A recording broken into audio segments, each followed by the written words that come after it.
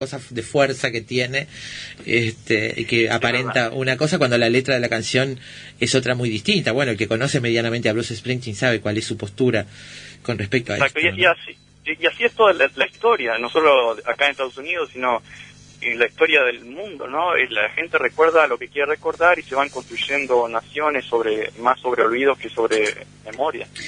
Jorge, hablabas de esta confusión, y uno podría decir que tal vez Estados Unidos está lleno de contradicciones, ¿no? Como base del asunto. Exacto, como todo país está lleno de contradicciones. Sí. En Uruguay tenemos muchísimas contradicciones. Sí, claro. Lo que ocurre es que esas contradicciones están trágicamente amplificadas por su tamaño, por su poderío y por una historia bastante más trágica que la de muchos otros países, que realmente ¿cómo se diría? Endulcoriza, se le pone un poco de azúcar para que no tenga un gusto muy amargo, pero ha sido muy, muy trágica y sus contradicciones son muy trágicas. Claro que las narrativas generalmente intentan simplificar y eliminar esas contradicciones de la realidad. Si uno ve la historia de Estados Unidos, prácticamente tiene poco y nada que ver con lo que es lo que se llamaría de master narrative, o la narrativa fundadora, fundadora de este país, que repite todo el mundo, incluso los estudiantes universitarios en los primeros años, y no solo estudiantes universitarios, a veces uno también se come la mague, como sería la jerga futbolística, y me ha pasado a mí. La otra vez, hace unos meses, había invitado a Viva Chomsky a hablar sobre algunos temas acá en la universidad. Ella vive en Massachusetts, y bueno, vino, yo me encargué unos días de ella, y estuvimos hablando de otros temas, y me demostró que a pesar de que uno parece que intenta ser crítico en cada punto, de que a veces la historia es aún peor de lo que parece, y uno a veces piensa que es un viejo que está un poco en el tema y siempre tiene que cambiar muchas cosas o adaptarlo según los hechos y según los documentos históricos, que no tienen nada que ver con ciertas narrativas que a veces uno da por hechas, por confirmadas. Estaba pensando en esto de llamarse americanos. Y en la Real Academia dice que América, con respecto a la palabra América, dice que debe evitarse la identificación del nombre de este continente con los Estados Unidos de América. Sin embargo, el gentilicio americano no deja de generar controversia por la historia que trae, una larga disputa, en términos con un fuerte pasado político y cultural, como decías. Disculpa que te interrumpa, pero personalmente el prescriptivismo de la policía del lenguaje me da lo mismo. Sí, no, está bien, lo pongo como ejemplo para digamos, okay. La Real Academia, ellos mismos dicen, nosotros no autorizamos ni prohibimos nada, lo que hacemos es registrar y aconsejar, pero está bien la precisión. Yo simplemente para aclarar esta cuestión de la ambigüedad del término, pero yo estaba mirando en mi documento, renovado hace pocos años, la cédula de identidad, que dice uruguaya, antes decía oriental. Claro. El nombre de nuestro país es República Oriental del Uruguay. Estados Unidos de América, quiero decir, estructuralmente tiene la misma forma. Nosotros nos decimos uruguayos. Y México y Brasil y otros países, claro. Claro, entonces... Nosotros teóricamente no somos uruguayos, somos República Oriental del Uruguay. Pero claro, es una simplificación. Lo que pasa es que en nuestro caso llama a menos confusiones, porque no hay un continente que se llame Uruguay. Claro. En el caso americano sí, es todo un continente. Claro. Tengo entendido que para buscar cómo se generalizó primero el término, fueron los hispanoamericanos. Y estaba leyendo acá que este término americano empieza a divulgarse a partir de 1730. Según Álvarez de Miranda, el uso venía acompañado de una conciencia de americanidad, porque en inglés American se utilizaba despectivamente para referirse a los nativos durante los inicios del siglo XIII, ¿no? Sí, exacto. Y luego se comienza, como muchas otras cosas, se reivindica es como nos pasó en Uruguay con Tabaré, se reivindica a la víctima y pasa a ser un símbolo del vencedor, o el Tabaré, o la Guerra Charrúa, etcétera. El nombre despectivo americano pasa a ser a mediados del siglo XVIII, cuando ya comienza en la década 60 las rebeliones un poco más serias de los nativos, no nativos americanos, sino de los colonos nativos, nacidos de los criollos. En las colonias británicas comienzan a buscar sus señas de identidad y reivindican esa diferencia. Que en realidad eran los británicos, más bien, que se llamaban americanos los nativos, ¿no? Porque los criollos eran europeos, blancos. Obviamente que los negros y los de otras razas o etnias no contaban ni siquiera como ser humano. Sí, se reivindica. Sí. ¿Y cuándo, por qué, incluso quién se apropia de este gentilicio de los americanos para transformarlo en otra cosa, en lo que hoy ellos, estamos hablando, ¿no? Defienden como nacionalidad? ¿Cuándo ocurre esto? Sí, bueno, a mí me parece que no es algo consciente, sino que es una consecuencia del poder político, cultural y militar, porque las tres cosas están siempre muy entrelazadas: económico, político, militar y cultural. Ocurre, y yo muchas veces cuando hablo de la América Latina, siempre con mis estudiantes siempre lo estoy refiriendo a ejemplos de acá de Estados Unidos, porque es lo que ellos más conocen. Ahora que tal vez estoy haciendo lo contrario con ustedes, no lo digo de un punto de vista didáctico, simplemente estoy haciendo una autorreflexión sobre la forma en que tengo para pensar. Estaba pensando, por ejemplo, en lo que pasa con Argentina, que se autorrepresenta como más europea incluso que los uruguayos, cuando en realidad se está mirando solamente Buenos Aires como el argentino. Entonces el centro de poder, el centro económico, el centro cultural, y pasó en Bolivia, que se creían en cierto momento que era un país de blancos, y resulta que en el siglo XX, mediados del siglo XX, descubrieron que el 80% eran indígenas, y todavía les tomó medio siglo más en terminar eligiendo un presidente indígena.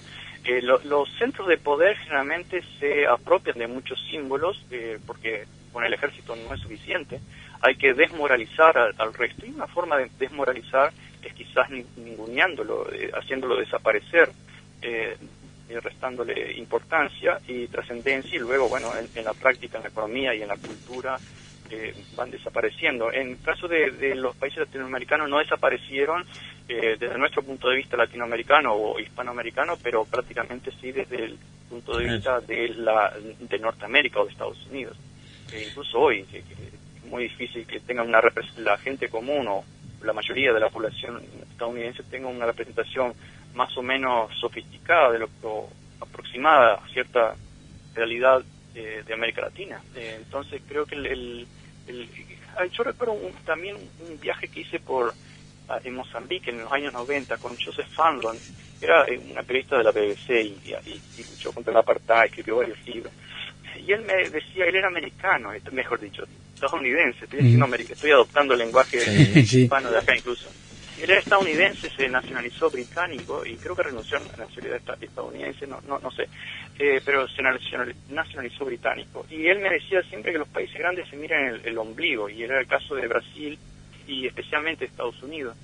Por lo tanto, desaparece el resto. Quizás pueda pasar, si tratamos de ver esa perspectiva cultural o psicológica y social desde la perspectiva uruguaya, podríamos pensar que todo el mundo sabe que dónde está el gaucho en 18 de julio, mejor dicho, todo el mundo no, pero todos los uruguayos sabemos más o menos dónde está. Pero pocos montevideanos se tienen idea de cuál es la plaza de Bella Unión, por ejemplo, claro, o de la plaza de la Cruz de Tacuarembó. Entonces hay cierta flechado en la visión y las representaciones de lo que es real, de lo que existe de verdad. Y de esa forma nosotros en América Latina ninguneamos, invisibilizamos a los indios, a las mujeres y a todas, no minorías, estamos hablando de mayoría, pero de grupos políticamente más débiles, que como consecuencia económica, culturalmente más débiles. Y probablemente, por eso digo que tal vez no fue un proyecto consciente, seguramente no, el hecho de la apropiación de Estados Unidos como América. Y eso fue adoptado por los perdedores, si podemos llamarlo de alguna forma, que fueron los países del sur, y por los europeos, que veían prácticamente casi todo el tiempo a Estados Unidos y casi nada al resto de América Latina. Yo recuerdo un amigo que tenía cuando estudiaba arquitectura, no un amigo, pero bueno, sí conocido, que que había escapado de la Segunda Guerra Mundial y había ido a Montevideo. Se llamaba Ivo, un señor muy amable, y me decía, cuando yo escapé de Italia, de la guerra, me vine en el barco y pensaba que venía a América, y en el barco me dijeron, pero tú vas a la América de los miserables, no a la América de los ricos. Y le contesto a mi abuelo y se nos puso furioso, pero con razón.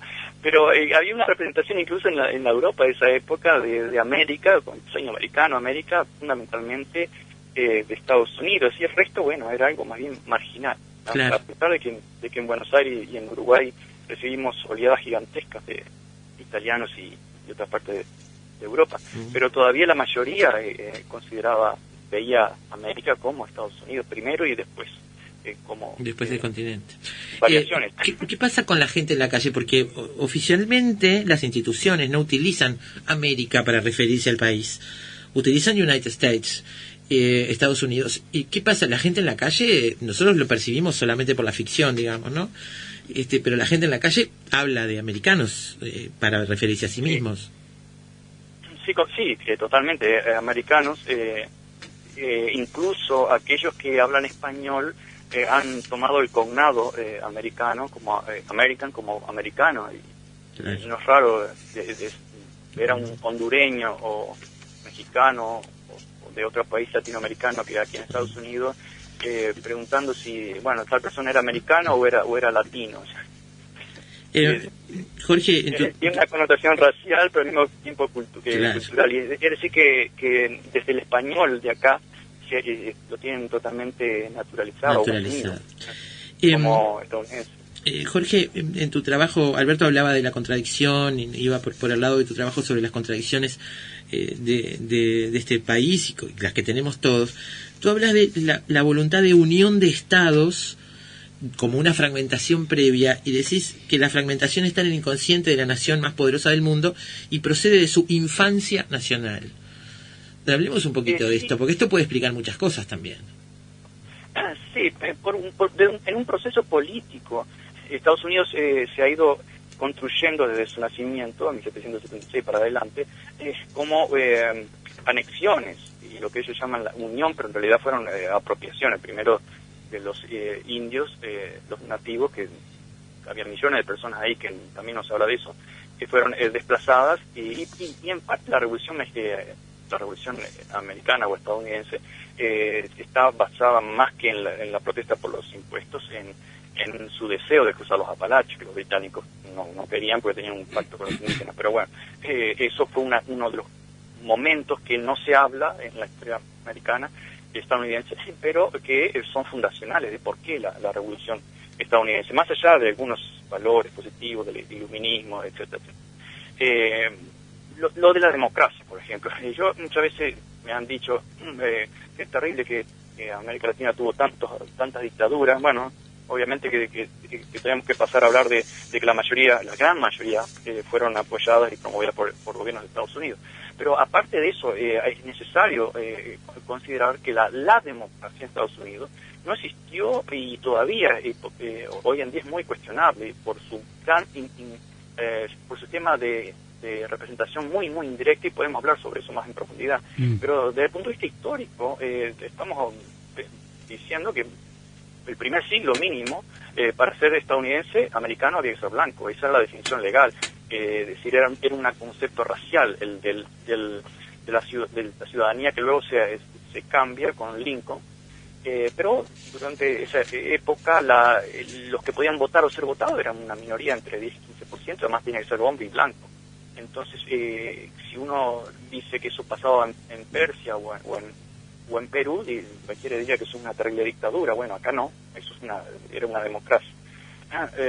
Pero hay muchos otros tramos. El hecho, por ejemplo, de la independencia de Texas, que se dice, bueno, lo que pasa es que los anglos y los texanos querían mayor libertad política, porque la libertad política es fundamental. Los dictadores son los latinoamericanos, los católicos, etc. Lo que no se dice es que la libertad que se quería era para volver a imponer las leyes que México había abolido, que eran las leyes de esclavitud. Simplemente así de simple. Eso no se dice y está totalmente reprimido y específicamente olvidado. No sé si de forma totalmente consciente, pero seguramente de una forma inconsciente de eso no se habla. Y cuando yo lo menciono en las clases o en otros lados, se dice, pero parece que fue una sorpresa. Lo digo yo, he puesto varias veces libros que documentan toda esa historia para que lo lean. Después de leer el libro, mis estudiantes, y en inglés está, no lo entienden. Siguen repitiendo la narrativa, la master narrative, que, por ejemplo, estoy poniendo un ejemplo muy específico, Texas se independiza porque no había suficiente libertad política. Pero claro, no había libertad política porque no le dejaban esclavizar al resto. Esa es la falta de libertad que tenían los granjeros exitosos, plantadores de algodón en esa época, que no podían hacer el trabajo por ellos mismos y necesitaban a los negros norteamericanos que trabajaran para ellos. Y así podemos seguir larguísimo, pero... Ahora, esto es una, tú decís a veces, no sé si es consciente, pero estamos hablando de la fragmentación, de los orígenes fragmentados, de que si hay Estados Unidos es porque antes hubo Estados desunidos, y la pregunta es, ¿hay una construcción de esta, fragmentación enmascarada? Tapada de unión y de integración, que además tapa todas esas contradicciones.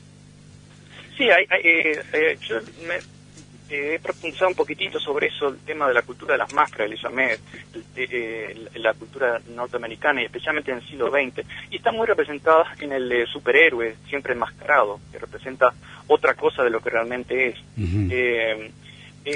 La máscara existe siempre en esta cultura, y bueno, en el caso de Hulk, etcétera, siempre hay un binomio muy presente en la cultura estadounidense.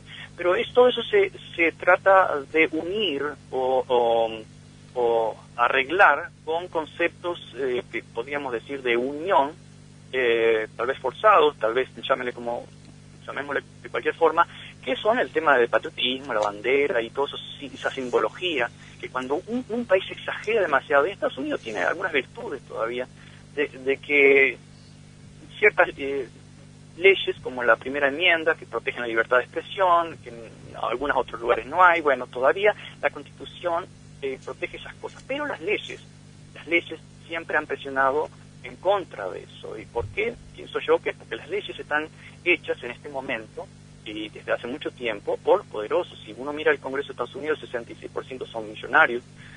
Los senadores, por ejemplo, son 2 por cada estado. California tiene 40 millones de habitantes. Missouri, Iowa, etcétera, todos esos estados del centro andan entre 3 y algunos no llega a un millón de habitantes. Pero ellos cada uno tienen 2 senadores. Y todos esos estados son rurales, profundamente conservadores. Es decir, que las ciudades donde se concentra la mayor parte de la población estadounidense no tiene representación. Está totalmente mal representada en la Cámara Baja, que es la Cámara del House o la Cámara de Representantes, pero peor aún en el Senado, que representa territorios, no representa población. Y ni que hablar, podríamos continuar con el sistema de elegir presidente.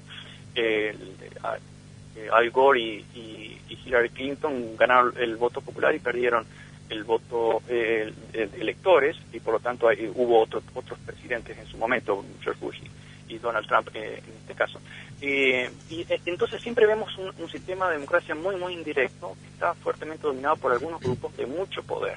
Pero todo eso se debe cubrir con la narrativa de la primera democracia, etcétera, etcétera. Yo no estoy diciendo de que no haya virtudes, simplemente estoy diciendo que se exagera y se tapan muchos elementos que son profundamente antidemocráticos, por poner un ejemplo, con narrativas de la libertad y la democracia. Uh-huh. Hablando de la narrativa, estaba recordando ahora mientras hablabas, no puedo parar de recordar la película El hombre que mató a Liberty Balance, o Un disparo en la noche, creo que se llamó acá, que justamente narra el fin de una época en el lejano oeste, donde la ley era la del revólver y la de la venganza, y la ley de nadie, o la tierra de nadie, y el proceso de inclusión de los estados en el sistema del ejercicio de la democracia, en el sistema de representación.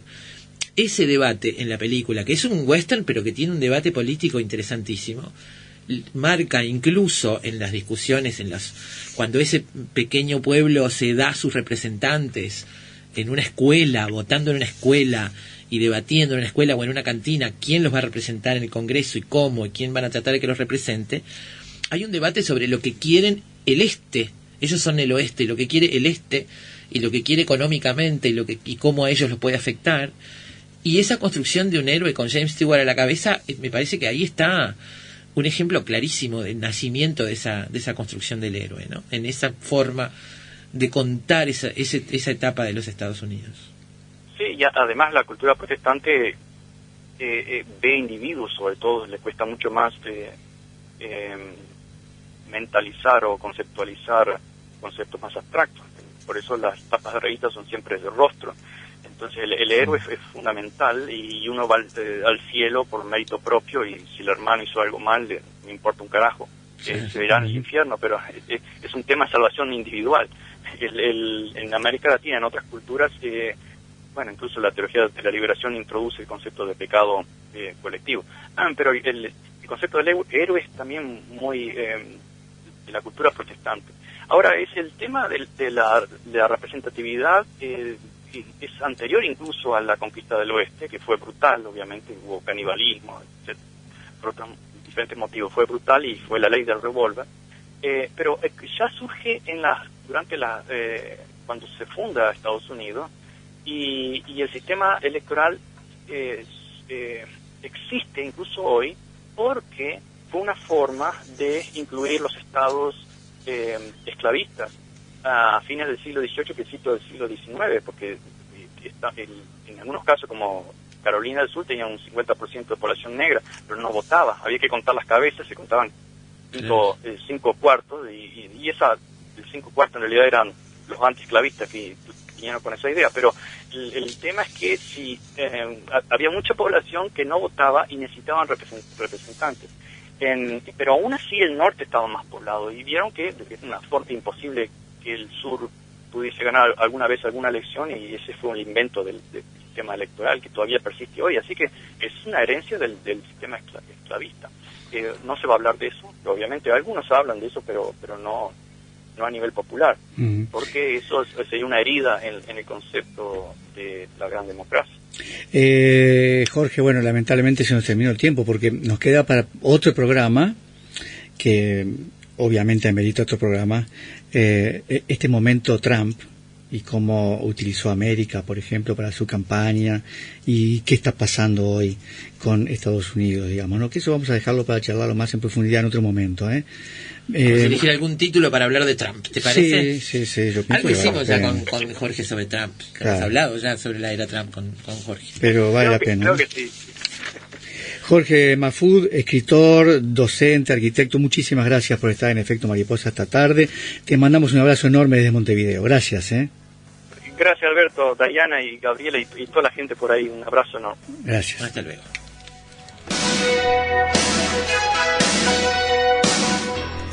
Chau, no hay tiempo para nada más. Se nos terminó el programa, gente querida. Seguimos mañana viernes. Abrazo enorme. Chau.